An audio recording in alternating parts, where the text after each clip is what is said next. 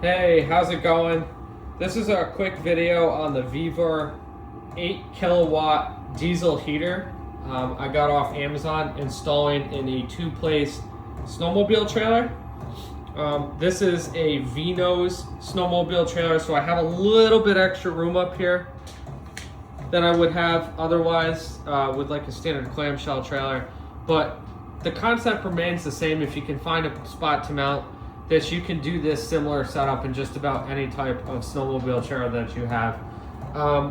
This heater has a 1 gallon onboard diesel tank, and it is a direct 12 volt install. You can go with a 12 volt to 110 volt adapter, like a power inverter type thing if you're interested in doing something like that. But I wanted mine to be entirely contained by itself, so that the setup would work independently of whether or not the tow vehicle is connected to the trailer or not. So I have a Group 27 deep cycle marine battery here. This is a Traveler brand from Tractor Supply. You can use pretty much any 12 volt battery that you want, whether it be a Group 24 marine deep cycle, a Group 31, AGM battery, lithium ion, whatever, an old automotive battery, maybe, if you want to save on some installation costs, as long as it's 12 volts. But I decided to go with a Group 27, kind of middle of the road for amp hours. This one's rated at about 88 amp hours, so I expect to get between 24 and 48 hours of runtime off this heater before the battery is discharged and needs to be recharged. The setup here will have a onboard battery charger maintainer along with shore power to the outside, so that I can just plug in an extension cord and keep the whole system maintained when I'm at the house. But I'm still waiting on parts, so just keep that in mind. There's going to be like a battery box to get the battery off the floor, similar to what I decided to do with the heater, and I'll talk about that in a second. So the heater itself, there weren't a ton of installation videos on how you could potentially do this in a sled trailer, so I kind of came up with my own take on what should be done. So I wanted to share it with everyone. What I decided to do is keep everything elevated. Anybody that has had snowmobiles in a sled trailer after you've been out on the trails all day, they get pretty wet. If you're on a decline where the front of the trailer is downward, water can pool very easily up here. It freezes, it's a mess, it's terrible. Takes forever to thaw it out, and you don't have a indoor shed or someplace to thaw it all out. You can just have ice in here forever. So I did want to keep it elevated to account for that if it does happen, which hopefully isn't as likely with the diesel heater in here, but I still wanted to account for that. So what I did was I took two 6-inch pieces of ground contact 2x4 and I secured them to the trailer floor with 2-inch number 8 wood screws. I connected them with a 1/8 inch pilot hole first, and then secured the screws through the 2x4s into the trailer floor.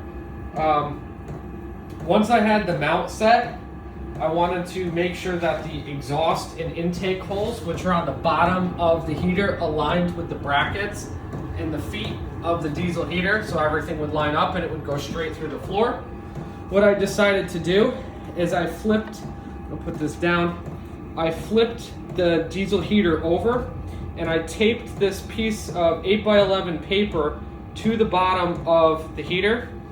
I used a pencil to outline both the intake and the outtake exhaust pipes from the bottom of the heater, and then use this as a template, tape this to the floor, and use that to drill the hole through the floor. So if you line the piece of paper up at the bottom, you can keep measurements of where the paper ends to the edge of the heater.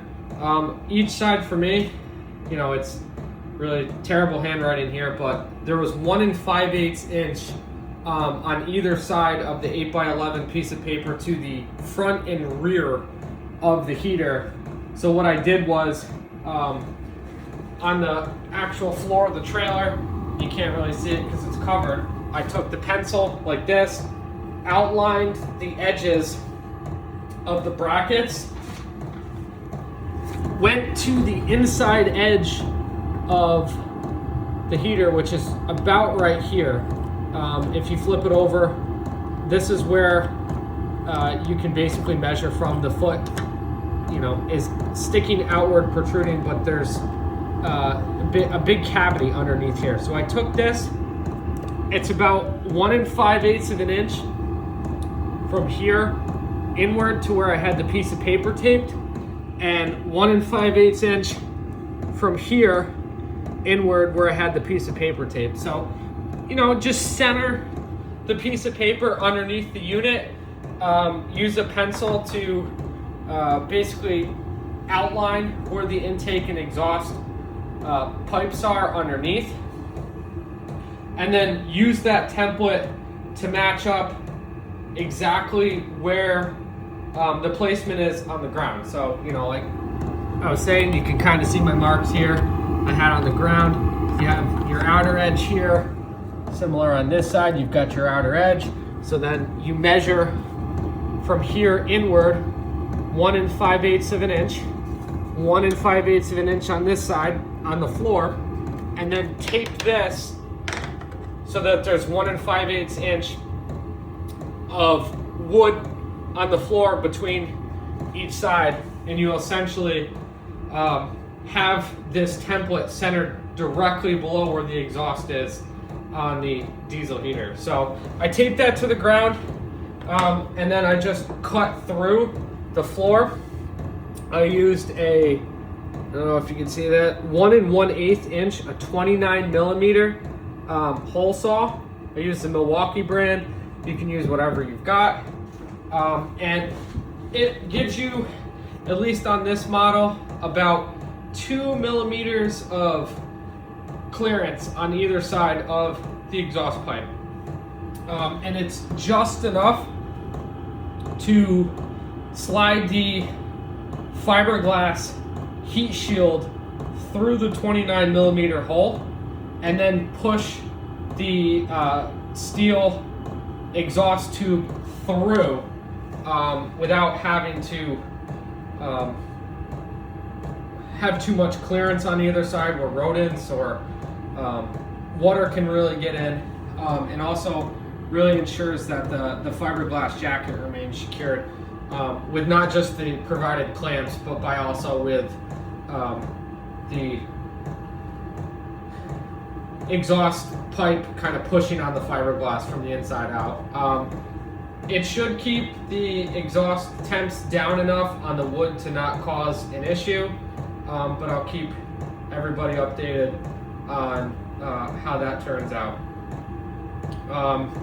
So I decided to do the air intake inside. You can see on the template I went with both holes in here. I did mark the second hole with a small 1/8 inch, just slight indentation with a drill bit in the floor. So if I ever change my mind and I want this to have an air intake from outside the trailer, I can go ahead and add that pretty easily. But I decided to keep it inside just because the air that's inside the trailer can get quite humid.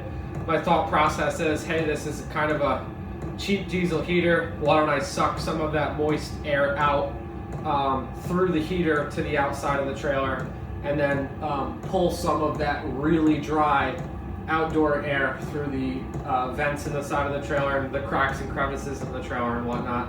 So the thought process was kind of just to keep air moving. That might not be what you want. It is, and as a precaution, big asterisk, it's going to pull that air in from the outside. So if you're trying to make your trailer more energy efficient, if your trailer is insulated, you're probably going to want to drill the same 29 millimeter hole through the floor and have your air intake come from outside air as well. But that wasn't something that I needed to do, so I got the air intake here inside. So with everything through the floor, it's real simple. I took 1-inch number 8 wood screws, create pilot holes with a 1/8 drill bit, and drove them through into the floor brackets that I have placed. Not sure if I even said that correctly. I'm thinking about it in my head, so I'm not going to redo the video. I will create a list in the description of everything. So if I've contradicted myself or said something stupid, at least it's written out at the end. But yeah, that's about it. Once it's going, it's going. It's set and forget. It's got this little LCD screen here on the front. Keeps track of the temperature and the runtime. It also has gear mode. So if you prefer to not have a set temperature and just want it to run at a particular fan speed, it can do that from gear level. They call them gear levels. It's really fan levels, 1 through 6. But yeah, it's a great little setup. I'll post a follow-up video once I have the battery box installed in the shore power. But it's pretty warm in the trailer. Really hoping that this setup helps keep the sleds warm on travel, especially de-icing them. You know, when they come back off the trail, you know, you get your ride plate and everything is still pretty warm. So my thought process is if I can get the sleds in the trailer while they're warm and then have this heater running, I can probably thaw things out and have things in a good state by the time I get back to the house after sledding for the day. So that's that. Have a great day, and again, I'll post everything in the description in case I messed up throughout this video.